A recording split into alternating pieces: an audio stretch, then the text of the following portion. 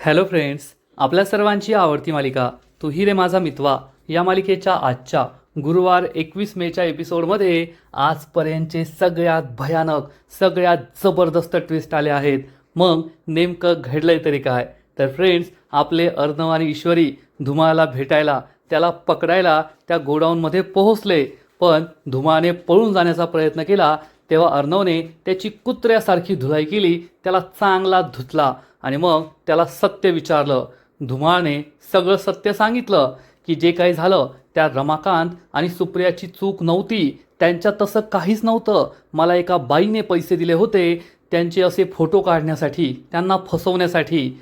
अर्णव आणि ईश्वरीने त्या बाईचं नाव विचारलं, पण धुमाळ या बाईचं म्हणजे वल्लरीचं नाव सांगणार त्याआधीच कुणीतरी धुमाळला गोळी मारली आणि धुमाळ जबर जखमी झालाय.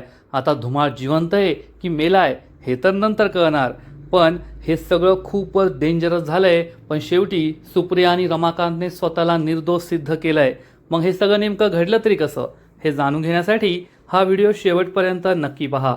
फ्रेंड्स, आजच्या एपिसोडच्या सुरुवातीलाच अर्णव आणि ईश्वरी हे दोघे धुमाळला ज्या गोडाऊनला बोलवलेलं असतं त्या गोडाऊनला पोहोचतात. पण धुमाळ हा आधीच तेथे लपून बसलेला असतो. ईश्वरी आणि अर्णव हे दोघे गाडीतून खाली उतरतात. धुमाळ त्यांना पाहतो आणि धुमाळला समजतं आपल्याला फसवण्यासाठी हा ट्रॅप होता आणि ही तर तीच मुलगी आहे जिने याआधीसुद्धा मला सुप्रिया आणि रमाकांतबद्दल माहिती विचारली होती. त्यामुळे धुमाळ चांगलाच घाबरतो. ईश्वरी आणि अर्णव आजूबाजूला पाहत असतात. ईश्वरी अर्णवला विचारते, सर तुम्हाला वाटतं का धुमाळ येथे येईल? अर्णव सांगतो, हो मला 100% गॅरंटी आहे धुमाळ नक्कीच येथे येणार.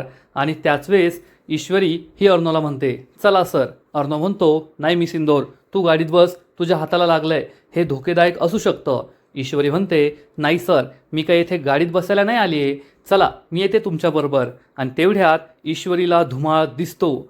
ईश्वरी खूप घाबरते आणि म्हणते, सर तो धुमाळ पहा.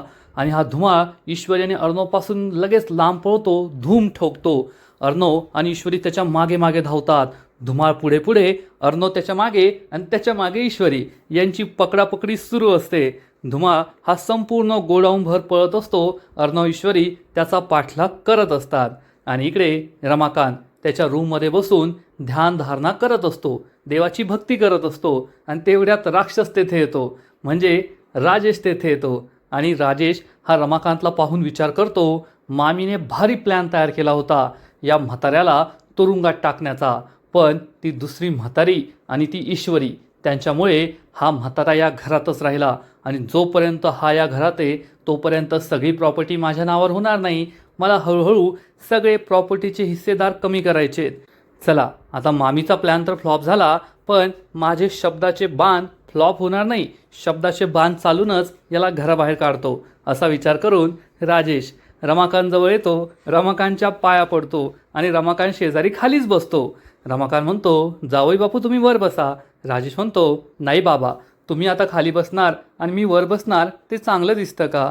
रमाकांत म्हणतो, खरंच तुम्ही मला भेटायला आलात, माझ्याशी बोलायला आलात, मला खूप छान वाटलं. राजेश म्हणतो, खरं आहे ना बाबा, तुम्ही दिवसभर या खोलीतच बसून राहतात आणि तुम्ही बाहेरसुद्धा येत नाही, जेवायलासुद्धा कधी कधीच येता. तर रमाकांत सांगतो, मला कोणाशी बोलावं तेच कळत नाही, कारण घरातील सगळे माझ्यावर चिडलेले आहेत आणि बोलतात तरी मन दुखावेल असंच बोलतात.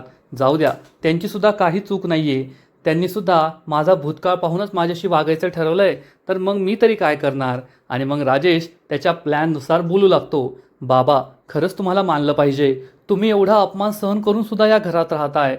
रोज तुमचा अपमान केला जातोय. अर्णव साहेब, अंजलीताई सगळे तुमचा अपमान करतात, मला ते बिलकुल सहन होत नाही. आणि काल तर सगळ्यांनी हद्दच केली, चक्क तुमच्यावर चोरीचा आरोप लावला. अहो स्वतःच्याच घरात तुम्ही चोरी का कराल? आणि एवढंच नाही, त्या मामीने तर पोलिसांना बोलवलं. ईश्वरी मॅडम नसत्या तर आता तुम्ही तुरुंगात असता.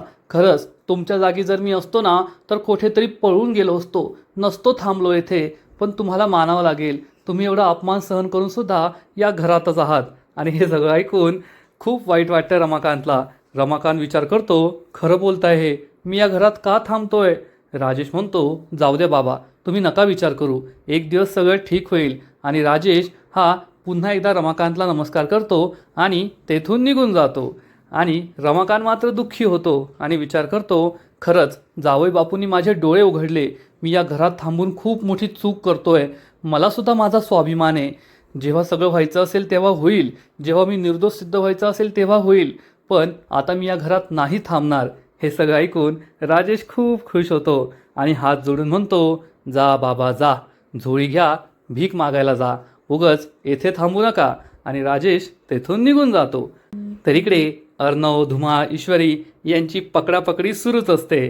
पण शेवटी धुमाळ थकतो आणि अर्णव त्याला पकडतो आणि पकडताच धुमाळला दे दनादन, दे दनादन, थोबाडीत मार, बुक्क्या मार पोटात. धुमाळचं बिचाराचं वय झालंय, आता त्याची लवकरच रिटायरमेंट आहे आणि अर्णव आपला 6 पॅकवाला असा मारतो की धुमाळला काय बोलावं कळतच नाही. धुमाळ चांगलाच जखमी होतो आणि अर्णव त्याला जाब विचारतो, बोल लवकर, मला माहीत होतं तू असा बऱ्या बोलाने भेटणार नाही म्हणून हा सापळा रचला.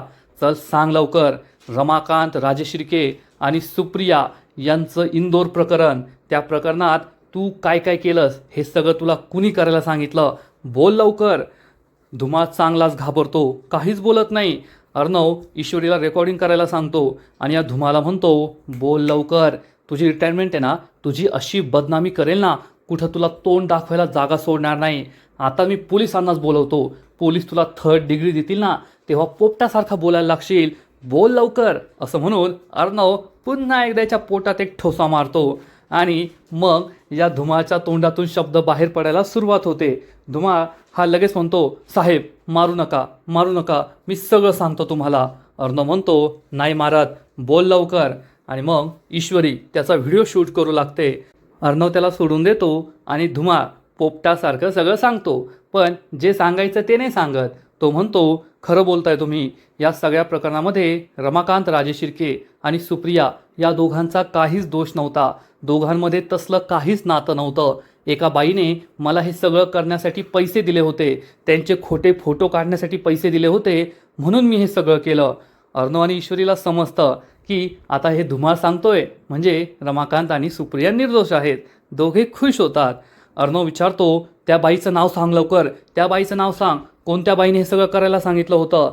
धुमाळ खूप घाबरतो, औंढा गिळतो, टाइमपास करतो, का जोपर्यंत गोळी लागत नाही तो पण बोलायचं नसतं. वल्लरी एवढ्या लवकर एक्सपोज होऊ शकत नाही. धुमाळ काहीच बोलत नाही, सांगतो साहेब सांगतो. अर्णव म्हणतो, अरे बोल लवकर, बोल, कोणी पैसे दिले होते. आणि त्याच वेळेस कोठून तरी एक बंदूक बाहेर निघते. आता ही बंदूक कोण चालवतंय, कुणी चालवली काहीच माहीत नाहीये. ईश्वरी सुद्धा चिडते आणि म्हणते, अरे बाबा सांग ना लवकर, कोण ती बाई होती, त्या बाईचं नाव सांग. धुमाळ अजून सुद्धा काही बोलत नाही, तो वाट पाहत असतो गोळी लागण्याची आणि धुमाळ हा काही बोलणार. त्याच वेळेस गोळी चालते, बंदूक चालते आणि ही गोळी धुमाळच्या पाठीत येऊन लागते. पण या बंदुकीला सायलेन्सर असतं. अर्णव आणि ईश्वरीला बंदुकीचा आवाज येत नाही, गोळीचा आवाज येत नाही आणि धुमाळला मात्र गोळी लागलेली असते. धुमाळ हा जागेवरच कोसळतो, त्याच्या चेहऱ्यावरचे हावभाव बदलतात. अर्णव विचारतो, काय झालं, असं काय करतोय. ईश्वरी सुद्धा घाबरते आणि धुमाळ हा अर्णवच्या खांद्यावरच डोकं ठेवतो. अर्णव आणि ईश्वरी खूप घाबरतात आणि पुढच्या क्षणी धुमाळ हा जमिनीवर कोसळतो आणि तो पाठमोरा पडतो. त्यामुळे या दोघांनाही त्याच्या पाठीत लागलेली गोळी दिसते. अर्णव आणि ईश्वरीला जबर धक्काच बसतो. ईश्वरी म्हणते, सर याला तर गोळी लागलीये, कुणीतरी बंदुकीची गोळी मारली याला. अर्णवला सुद्धा जबर धक्का बसलेला असतो. अर्णव हा धुमाळला उठवण्याचा प्रयत्न करतो, पण धुमाळ हा बेशुद्ध झालेला असतो. अजून धुमाळ मेलेला नाहीये. अर्णव आणि ईश्वरी आजूबाजूला पाहतात, कुणी गोळी चालवली, पण त्यांना कुणीच दिसत नाही. अर्णव आणि ईश्वरी खूप घाबरतात. ईश्वरी म्हणते, सर आता वेळ वाया घालून फायदा नाहीये. हा धुमाळ असा एकमेव व्यक्ती आहे जो आपल्या त्या बाईचं नाव सांगू शकतो. याच्या जीवाचं काही बरं वाईट झालं ना तर मग सगळं संपलं. सर आपण याला हॉस्पिटलला नेऊया, याला वाचूया. अर्णव म्हणतो, पण मी सिंदूर गोळी कोणी चालवली. ईश्वरी म्हणते, सर ते सगळं विचार करायचा वेळ नाहीये, चला आपण लवकर त्याला हॉस्पिटलमध्ये घेऊन जाऊ. आणि अर्णव लगेच ॲम्ब्युलन्सला कॉल करतो. आणि इकडे अर्णवच्या घरी रमाकांत राजेशने सांगितल्यानंतर आपली झोळी भरतो, आपलं सगळं सामान भरतो, हॉलमध्ये येतो, आजीला नमस्कार करतो आणि म्हणतो, आई चला आता मी तुमचा निरोप घेतो. हे ऐकून सगळ्यांनाच आश्चर्य वाटतं. मामा हा त्यांना थांबवण्याचा प्रयत्न करतो, पण रमाकांत काय ऐकत नाही आणि म्हणतो, आता कुणीही मला थांबवण्याचा प्रयत्न करू नका, मला माफ करा. जर तुम्हाला माझा राग आला असेल, मी काही चुकीचं केलं असेल, तर मी तुमची माफी मागतो आणि एवढीच आशा ठेवतो, आज ना उद्या तुम्हाला हे नक्कीच कळेल, या सगळ्या प्रकरणात माझा काहीच दोष नव्हता. असं म्हणून रमाकांत जाऊ लागतो. तर आजी आणि अंजलीला तर काही फरक पडत नाही, पण राजेश आणि मामी मात्र चांगल्याच खुश होतात. एकदाचा हा घर सोडून चाललाय. आणि तेवढ्यात हा घरातून बाहेर जाण्याआधी ईश्वरी आणि अर्णव घरी पोहोचतात. दोघे गाडीतून खाली उतरतात आणि त्यांनी चक्क सुप्रियाला आपल्याबरोबर आणलेलं असतं. आणि सुप्रिया, अर्णव, ईश्वरी हे तिघे घरात येतात. त्याच वेळेस रमाकांत घराबाहेर जात असतो. सुप्रिया आणि रमाकांत एकमेकांसमोर येतात आणि इतक्या वर्षानंतर एकमेकांना पाहून हे दोघे स्तब्धच होतात, एकमेकांकडे पाहू लागतात. वल्लरी पाहते की सुप्रिया घरात आली आहे आणि वल्लरी लगेच धूम ठोकते, रूममध्ये जाऊन लपते आणि लपून हे सगळं पाहत असते. सुप्रिया आणि रमाकांत एकमेकांकडे पाहतच राहतात. सुप्रिया ईश्वरीकडे पाहते आणि चक्क रमाकांतला नमस्कार करते, नमस्कार, आणि म्हणते इतक्या वर्षानंतर पुन्हा एकदा नशीब आपल्या दोघांना एकमेकांसमोर घेऊन आलंय. रमाकांत म्हणतो, पण एका मुलीसाठी, एका स्त्रीसाठी हे सगळं किती बदनामीकारक, किती त्रासदायक असू शकतं याचा अंदाज आहे मला. सुप्रिया म्हणते, तुम्हालासुद्धा या प्रकरणाचा खूप त्रास झाला आहे हे ईश्वरीने सांगितलं आहे. रमाकांत खूप दुःखी होतो. सुप्रियासुद्धा खूप दुःखी झालेली असते. ईश्वरी सुप्रियाला सावरते आणि घरातील सगळ्यांना सांगते, आज हे दोघे एकमेकांसमोर इतक्या वर्षानंतर आले आहेत आणि आता तेच तुम्हाला त्या दिवशी नेमकं काय घडलं, त्यांना कसं फसवलं गेलं हे सगळे सांगतील. मामीची चांगलीच टरकते. राजेशला सुद्धा प्रश्न पडतो की आता नेमकं काय होणार आहे. आणि मग ईश्वरी ही आजी, अंजली आणि घरातील सगळ्यांना सांगते, आज इतक्या वर्षानंतर माझी आई आणि बाबा एकमेकांसमोर आले आहेत आणि त्याचं कारण म्हणजे तुमच्या सगळ्यांच्या मनात त्यांच्याबद्दल जे गैरसमज आहेत, त्या दिवशी इंदोरमध्ये काय घडलं होतं हे ते तुम्हाला सांगतील आणि तुमचे सगळे गैरसमज दूर करण्याचा प्रयत्न करतील.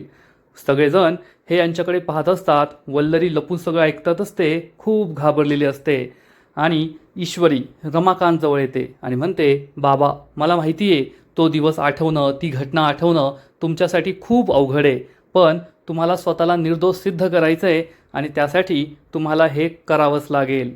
राजेशला कळतच नाही हे सगळं नेमकं काय चाललंय. रमाकांत त्या दिवशी नेमकं काय घडलं होतं हे सांगायला सुरुवात करतो आणि म्हणतो, त्या दिवशी इंदोरच्या एका मोठ्या ब्लू हेवन नावाच्या हॉटेलमध्ये माझी एक बिझनेस मीटिंग होती आणि त्या बिझनेस मीटिंगसाठी मी डायरेक्ट हॉटेलवर गेलो. मी ऑफिसला गेलोच नाही. तेथे जाऊन मी माझ्या क्लायंटची वाट पाहत होतो. ईश्वरी सुप्रियाला विचारते, आणि आई, त्या दिवशी तुझा दिवस कसा सुरू झाला होता? सुप्रिया सांगते, माझ्या घरची परिस्थिती बेताची होती, त्यामुळे ग्रॅज्युएशन झाल्यानंतर मी नोकरीच्या शोधात होते आणि मला कळलं की इंदोरचे सुप्रसिद्ध बिझनेसमन रमाकांत राजशिर्के इंदोरच्या एका हॉटेलमध्ये इंटरव्ह्यूज घेत आहे नोकरी देण्यासाठी आणि मी तेथे नोकरीच्या इंटरव्ह्यूसाठी गेले. रमाकांत म्हणतो, हे कसं शक्य आहे? मी तर इंटरव्ह्यू घेतच नव्हतो. मी तर तेथे फक्त माझ्या बिझनेस मीटिंगसाठी गेलो होतो. सुप्रिया सांगते, पण मला हेच कळलं होतं आणि मी जेव्हा हॉटेलला पोहोचले तुमच्या रूमबद्दल विचारलं आणि मला तिथे सांगितलं गेलं ही त्यांची रूम आहे. रमाकांत सांगतो, आणि हो, तेव्हा मी माझ्या बिझनेस मीटिंगसाठी बसलेलो होतो. तुम्ही माझ्या रूममध्ये आला. तुम्ही मला विचारलं की येथे इंटरव्ह्यू सुरू आहेत का, तर मी तुम्हाला सांगितलं, नाही, येथे कोणतेच इंटरव्ह्यू सुरू नाही आहे. सुप्रिया सांगते, आणि त्याच वेळेस अचानक रमाकांत राजशिर्के यांना खूप त्रास व्हायला लागला. त्यांचं डोकं दुखायला लागलं. ईश्वरी विचारते, अचानक असं कसं झालं? तर रमाकांत सांगतो, अचानक नाही झालं. मला वेटरने कॉफी आणून दिली होती. ती कॉफी मी पिलो आणि मग मला अचानक त्रास सुरू झाला होता. याचा अर्थ त्या कॉफीमध्येच काहीतरी मिक्स केलं गेलं होतं. हे ऐकून सगळ्यांनाच मोठा धक्का बसतो. सुप्रिया सांगते, यांना खूप त्रास व्हायला लागला. मी त्यांना विचारलं, पण तुम्हाला काय होतंय? परंतु ते माझ्या खांद्यावरच पडले आणि अचानक त्याच वेळेस अनेक पत्रकार, फोटोग्राफर तेथे आले. जसं काय ते सगळे या क्षणाची वाटच पाहत होते आणि मग त्यांनी याच अवस्थेत आमचे फोटोज काढले आणि आमच्यावर अतिशय अर्वाच्य भाषेत आरोप केले की तुम्ही येथे काय करताय, तुमचे हे काळे धंदे येथे सुरू आहे का? असं बोलता बोलता सुप्रिया ढसाढसा रडू लागते. रमाकांतसुद्धा रडू लागतो. सगळ्यांना खूप वाईट वाटतं, पण मामीला मात्र काही फरक पडत नाही. ईश्वरी ही रमाकांतला सावरते आणि म्हणते, बाबा, सांगा ना, त्या दिवशी अजून काय घडलं होतं? रमाकांत म्हणतो, आता सगळं तर सांगितलंय, पण तेवढ्यात रमाकांतला काहीतरी सुचतं आणि रमाकांत म्हणतो, हो, आणि ती जी बिझनेस मीटिंग होती हॉटेलमध्ये ती मी नव्हती ठरवली. मला एका बाईचा कॉल आला होता, जिने मला सांगितलं की आमच्या सरांना तुमच्यावर बिझनेस मीटिंग करायची आहे, म्हणून मी त्या हॉटेलमध्ये गेलो. सुप्रिया सांगते, आणि हो, मी सुद्धा तुमच्या घरी गेले तेव्हा मला एका बाईने सांगितलं की ते घरी इंटरव्ह्यू घेत नाही, ते तिकडे ब्ल्यू हेवन हॉटेलमध्ये इंटरव्ह्यू घेतात, म्हणून मी इंटरव्ह्यूसाठी तेथे आले होते. हे ऐकून सगळ्यांना मोठा धक्काच बसतो. सुप्रिया आणि रमाकांत एकाच बाईबद्दल बोलत असतात आणि ती बाई म्हणजे वल्लरी असते. आणि तीच वल्लरी ही बाजूच्याच रूममध्ये उभी राहून हे सगळं ऐकत असते. सुप्रिया सांगते, आणि हो, काही दिवसांपूर्वी तीच बाई मला मुंबईत दिसली होती. मी अजूनही तिचा चेहरा विसरलेले नाहीये, पण तिचा चेहरा कसा आहे हे काही सुप्रिया सांगत नाही. इकडे मामीची चांगली टरकलेली असते, ती खूप घाबरलेली असते. आणि तेवढ्यात अंजली पुढे येते टाळ्या वाजवत वाजवत आणि म्हणते, वा, हे तर तेच झालं, उंदराला मांजर साक्ष. तुम्ही दोघेच एकमेकांबद्दल साक्ष देताय. आम्ही तुमच्यावर विश्वास कसा ठेवायचा की तुम्ही खरंच बोलताय? तुम्ही तर हे म्हणणारच ना की आमचा काही दोष नव्हता, आणि तुम्ही सगळा दोष एका बाईवर टाकताय, ज्या बाईबद्दल तुम्हाला काहीच माहीत नाहीये. मग आम्ही तुमच्यावर विश्वास कसा ठेवणार? रमाकांत आणि सुप्रियाला वाईट वाटतं. अर्णव म्हणतो, ताई, गुड क्वेश्चन. मला माहीत होतं कुणी ना कुणीतरी हा प्रश्न विचारणारच. कारण कसं आहे, आपल्या घरात आपण फक्त आरोप करत असतो. आरोप करण्याची एवढी सवय आपल्याला लागली आहे ना की आपण कोणावरच विश्वास ठेवू शकत नाही. म्हणूनच मी पुरावा घेऊन आलोय, असं म्हणून अर्णव धुमाळचा जो व्हिडिओ त्यांनी रेकॉर्ड केलेला असतो तो व्हिडिओ सगळ्यांना दाखवू लागतो. पण तेवढ्यात ईश्वरीला समजतं की मामी येथे नाहीये आणि ईश्वरी विचारते, वल्लरी मामी कुठे? वल्लरीला जबर धक्काच बसतो. ईश्वरी म्हणते, वल्लरी मामी असायला हव्या ना, त्यांना सगळे पुरावे पाहिजे होते आणि त्याच येथे नाही आहेत. वल्लरीला वाटतं, अरे देवा, जर त्या सुप्रियाने मला पाहिलं आणि तोंड उघडलं तर माझं काय होईल? आता मी कोठे पळून जाऊ? पण मामा उगाचच काहीतरी बोलायचं म्हणून, अगं जाऊ दे ना, येथेच होती ती, गेली असेल कोठे, ते व्हिडिओ दाखव आधी, म्हणजे मामीला काही बोलवत नाही. आणि मग अर्णव धुमाळचा हा व्हिडिओ प्ले करतो. सगळेजण हा व्हिडिओ पाहत असतात, ज्यामध्ये धुमाळाने स्पष्ट सांगितलेलं असतं की जे काही घडलं त्यात रमाकांत राजेशिर्के आणि सुप्रियाची चूक नव्हती. त्यांना फसवलं गेलं होतं आणि एका बाईने मला हे करण्यासाठी पैसे दिले होते. अर्णव विचारतो, सांग सांग, त्या बाईचं नाव सांग. सुप्रिया आणि रमाकांत हा व्हिडिओ पाहू लागतात. आजी, घरातील सगळेजण व्हिडिओ पाहत असतात. अंजली पाहत असते. वल्लरी खूप घाबरते की आता हा धुमाळ माझं नाव घेतो की काय.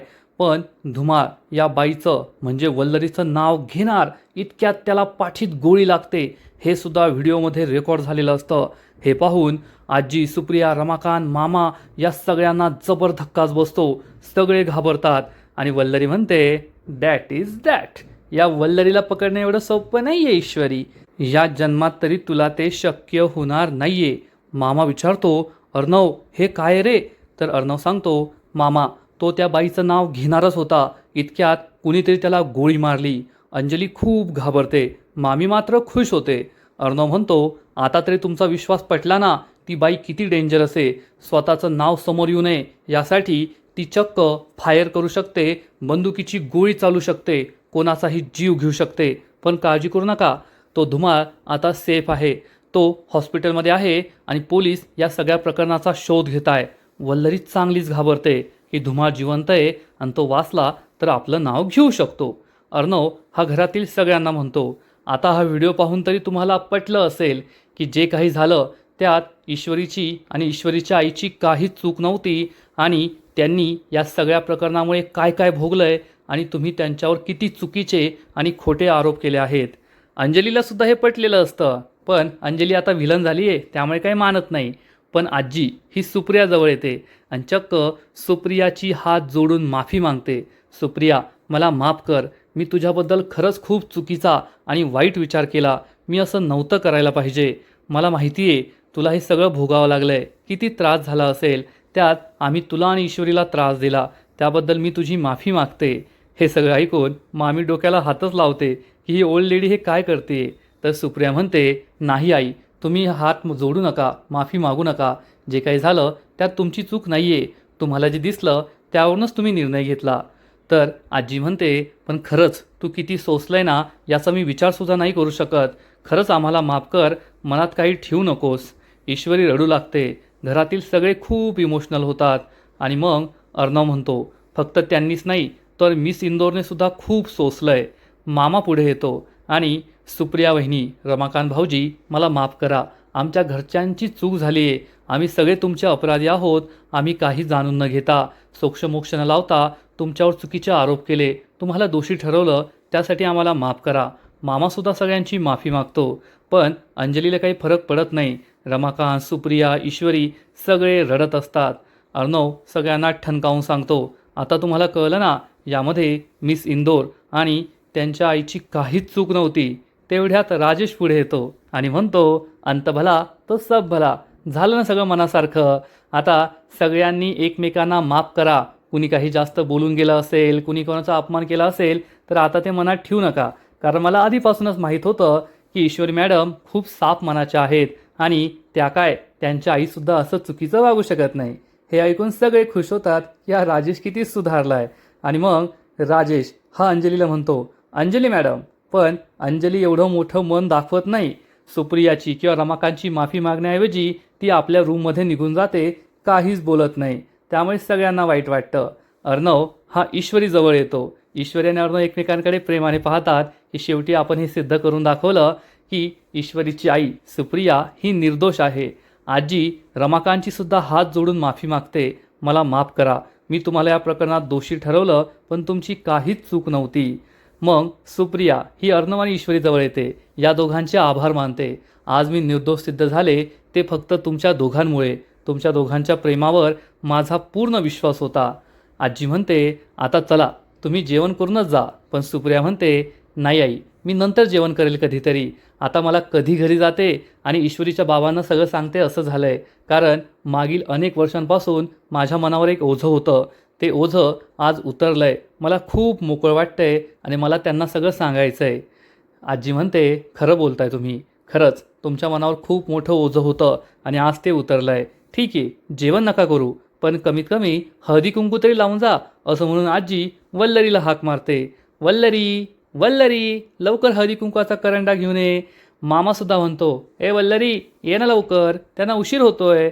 पण तेवढ्यात सुप्रिया म्हणते, जाऊ दे आई, मी त्यांना नंतर भेटेल. तसंही मला आता खूप उशीर झाला आहे. आकाशच्या आईला मी नंतर भेटेल. असं म्हणून सुप्रिया जायला निघते आणि वल्लरीचं सत्य काही समोर येत नाही. म्हणजे आता एवढं सगळं होऊन सुप्रिया, रमाकांत हे निर्दोष सिद्ध झाले. पण हे सगळं वल्लरीने केलं आहे हे अजून कोणालाही कळलेलं नाही आहे आणि ते कळेल असं वाटत पण नाही. एवढी गॅरंटी तर प्रेक्षकांना आली आहे की वल्लरीचं सत्य कोणालाच कळणार नाही. आणि आजचा एपिसोड येथेच संपतो. फ्रेंड्स, तू ही रे माझा मितवा या मालिकेचा आजचा एपिसोड खरंच खूप भारी होता. एकदम ॲक्शन पॅक एपिसोड होता. सुरुवातीला अर्णवने त्या धुमाळाची चांगली धुलाई केली. पण धुमाने लवकर वल्लरीचं नाव घेतलं असतं तर बरं झालं असतं. त्याने वल्लरीचं नाव घेतलं नाही, पण कमीत कमी सुप्रिया आणि रमाकांत हे दोघे निर्दोष आहेत एवढी साक्ष तर दिली. त्यामुळे सुप्रिया आणि रमाकांत निर्दोष सिद्ध झाले ते पाहायला बरं वाटलं. सुप्रिया आणि रमाकांत एकमेकांच्या समोर आले, त्यांनी सगळ्यांना सत्य सांगितलं. मग धुमाळाचा व्हिडिओ पाहून हे दोघे निर्दोष सिद्ध झाले हे पाहूनसुद्धा बरं वाटलं. फ्रेंड्स, तू ही रे माझा मितवा या मालिकेचा आजचा एपिसोड तर खूप भारी होता. पण पुढील एपिसोड आणखीन भारी असणारे, आणखीन मोठा ट्विस्ट या मालिकेत येणारे. मग नेमकं घडणार तरी काय, तर पुढील एपिसोडमध्ये आपण पाहू की मामी ही पाय घसरून पडण्याचं नाटक करेल. म्हणजे तिला कारण देता येईल की मी बाहेर का आले नाही, कारण मी पाय घसरून रूममध्ये पडले होते. पण मामीसमोरसुद्धा सगळेजण हीच चर्चा करत असतील की रमाकांत आणि सुप्रियाला फसवणारी ती बाई कोण होती. अर्णव म्हणेल, ती बाई जेव्हा मला भेटेल ना तेव्हा मी तिला अशी शिक्षा करेल की तिने कधी स्वप्नातसुद्धा विचार केला नव्हता. हे ऐकून वल्लरीची चांगली टरकणार, वल्लरी खूप घाबरणार. आणि मग ईश्वरीची अशी अपेक्षा असेल की जसं सुप्रिया निर्दोष ठरली, सगळ्यांनी तिची माफी मागितली, तसं रमाकांत आणि अर्णवचे संबंधसुद्धा सुधारायला हवे. पण अर्णव हा ईश्वरी आणि रमाकांतला ठणकावून सांगेल यांचा त्या प्रकरणात काही दोष नव्हता हे सगळ्यांना कळलंय. पण त्या प्रकरणाला घाबरून हे पळून गेले, त्यांच्यामुळे माझ्या आईने आत्महत्या केली. हा दोष कधीच पुसला जाणार नाही, हे मी कधीच विसरणार नाही आणि यासाठी त्यांना कधीच माफ करणार नाही. कारण त्यांच्यामुळे आमची आई आम्हाला सोडून गेली, देवाघरी गेली, तिने आत्महत्या केली आणि मग आमचं बालपण किती दुःखात गेलं हे मी कधीच विसरणार नाही. रमाकांतला खूप वाईट वाटेल की अर्णव त्याला माफ करायला तयार नाही आहे. ईश्वरी ही अर्णवला समजवण्याचा प्रयत्न करेल. अर्णव सर, तुम्ही असं का करताय? तुम्ही रमाकांतला तुमच्या वडिलांना माफ करा. अर्णव चिडून म्हणेल, मी सिंदूर, तू अजून परत किती वेळेस मला तेच सांगणार आहे? मी तुला आधीही सांगितलंय, मी हे कधीच विसरणार नाही, त्या माणसाला माफ करणार नाही. तू किती वेळ मला हे सांगणार आहे? तर ईश्वरी म्हणेल, तोपर्यंत, जोपर्यंत तुम्ही मोठ्या मनाने तुमच्या बाबांना माफ करत नाही. मला मान्य आहे, त्यांच्यामुळे तुमच्या आईने आत्महत्या केली, तुमचं बालपण दुःखात गेलं, तुम्हाला त्रास झाला, पण त्यांनासुद्धा काही कमी त्रास झालेला नाही आहे. तुम्हाला सोडून गेल्यानंतर ते काय आयुष्यावरमात जगत नव्हते, दुसरं लग्न, दुसरे बायका पोरं घेऊन मजेत नव्हते, ते सुद्धा त्रासातच जगत होते ना. मग तुम्ही त्यांना मोठ्या मनाने माफ करायला पाहिजे. मग अर्णव हा रमाकांतला माफ करणार का? वल्लरीचा चॅप्टर येथे संपणार की तिचं सत्य कधी समोर येणार हे पाहायला मजा येईल. तर फ्रेंड्स, तुम्हाला ही मालिका आवडते का? नक्कीच कमेंट करून सांगा. आणि तू ही रे माझा मितवा या मालिकेचे असेच नवीन नवीन एपिसोड, नवीन नवीन अपडेट सर्वात आधी पाहण्यासाठी व्हिडिओला लाईक करा, शेअर करा, चॅनलला सबस्क्राईब करून बेल आयकॉनवर क्लिक करा. म्हणजे या मालिकेचे नवीन नवीन एपिसोड तुम्हाला सर्वात आधी पाहायला मिळतील. खूप खूप खूप धन्यवाद.